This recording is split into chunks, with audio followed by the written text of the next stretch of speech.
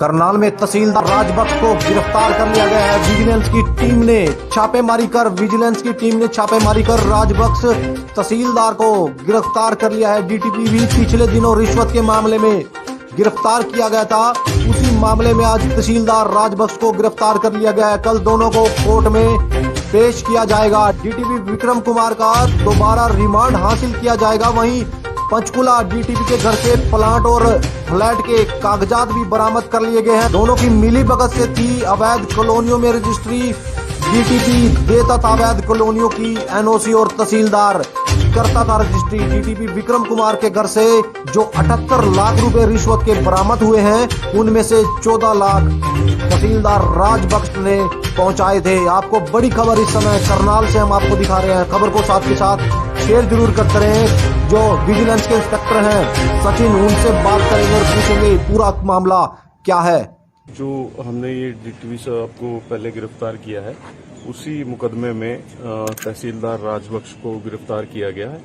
और जो हमारे को डीटीपी करनाल ने बताया उसमें अपने इन्वेस्टिगेशन के दौरान कि राजबख्श के थ्रू भी जैसे इनके पास राजबख्श के पास कुछ लोग आ जाते थे अपनी एनओसी करवाने के लिए, तो वो उनको एनओसी के लिए उनके पास चले जाते थे और जो पेमेंट होती थी वो इनके थ्रू देते थे।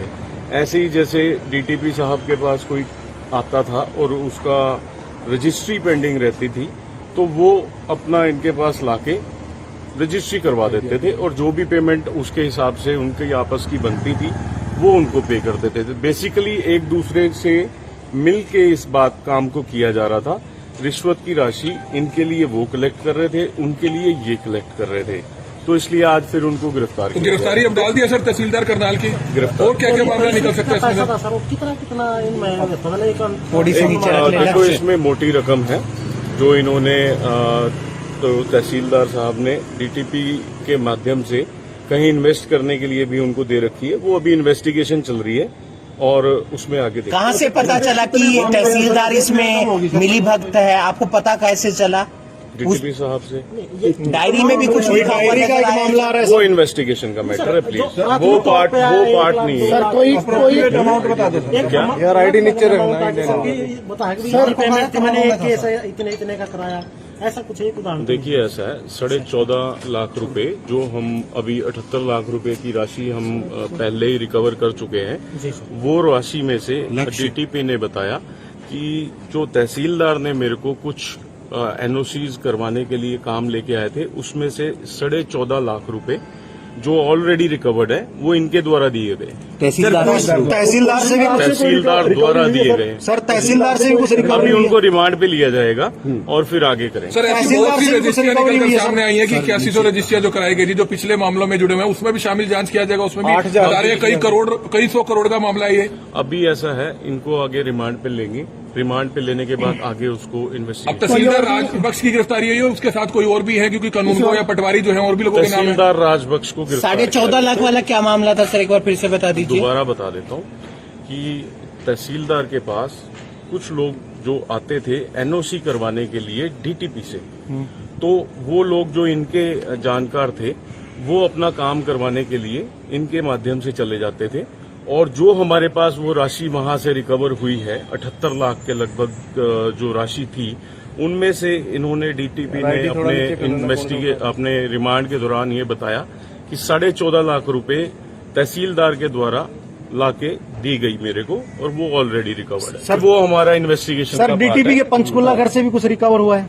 हाँ, वहाँ से हमारे को काफी सारे डॉक्यूमेंट्स वगैरह मिले हैं। क्या उसका अभी अवलोकन चल रहा है। कोई नकदी? वो जैसे नहीं, नकदी नहीं, जो प्रॉपर्टी के डॉक्यूमेंट्स मिले हैं उसका अभी उनसे पूछताछ चल रही है। कॉर्पोरेट ठीक तरह से नहीं कर रहे हैं, तो इस वजह से हमारे को सर बताया जा रहा है कि तहसीलदार के भी अल्फा सिटी या सीएचडी सिटी आसपास कई जगहों पर बेनामी संपत्तियां हैं, कुछ इसकी भी पता चल पाया है? देखिए, वो उनके रिमांड के बाद ही आगे इन्वेस्टिगेशन में क्या निकल के आता है। लेकिन लोगों से अपील करना चाहेंगे, क्योंकि करनाल के डीटीपी गिरफ्तार हो जाते हैं, करनाल के तहसीलदार गिरफ्तार हो जाते हैं, जिन जिन लोगों ने पैसा दिया या जिनसे इन्होंने फ्रॉड किया वो खुलकर विजिलेंस के सामने आ सकते हैं। सर मैं ये दोबारा आप लोगों के माध्यम से अपील करना चाहूंगा पूरे प्रदेश की जनता से, करनाल की जनता से, कि इस प्रकार की अगर कोई इन्वॉल्वमेंट में किसी ने इन दोनों में से या मतलब प्रेशर दे के कोई राशि ली है और उन्होंने तंग होकर इनसे राशि वो देनी पड़ी मजबूरी में, तो वो लोग आइए, खुले मन से आइए और उनका नाम भी गुप्त रखा जाएगा और फिर आगे उनको हम कोई और अधिकारी भी सर शामिल हो सकता है? कोई और अधिकारी भी? वो इन्वेस्टिगेशन का पार्ट है। सॉरी आप सर कोई और अधिकारी भी शामिल हो सकता है? देखिए वो आगे रिमांड लेंगे, आगे क्या निकल जो के आता डीटीपी है। ने क्लियर इनका नाम बताया उसमें क्या इनकी इन्वॉल्वमेंट पाई गई? डीटीपी ने जो हमें को इसके बारे में बताया वो मैं आपको बता चुका हूं लक्ष्य कि 14.5 लाख रुपए इन्होंने एनओसी करवाने के नाम पे डिफरेंट लोगों से इन्होंने कलेक्ट करके और आगे दी, जो ऑलरेडी डीटीपी साहब के घर से रिकवर की गई है। ठीक है, आगे हम तो इनका दोनों एक रिमांड दूसरे कॉल के करेंगे। पूरक थे, उसके बिना उसका आप काम? बिल्कुल ये बात को ले सकते हैं कि उनका काम इनके बगैर नहीं चल रहा था और इनका काम उनके बगैर नहीं चल रहा था। एनओसी पे रजिस्ट्री पर एनओसी। बिल्कुल सर, कहा ये भी वो आगे आएगा, वो आगे इनकी रिमांड लेने के बाद क्या बात आगे निकल के आती है हम आपसे तो शेयर अब कोर्ट में पेश कर तहसीलदार का भी रिमांड लिया जाएगा? बिल्कुल लेंगे।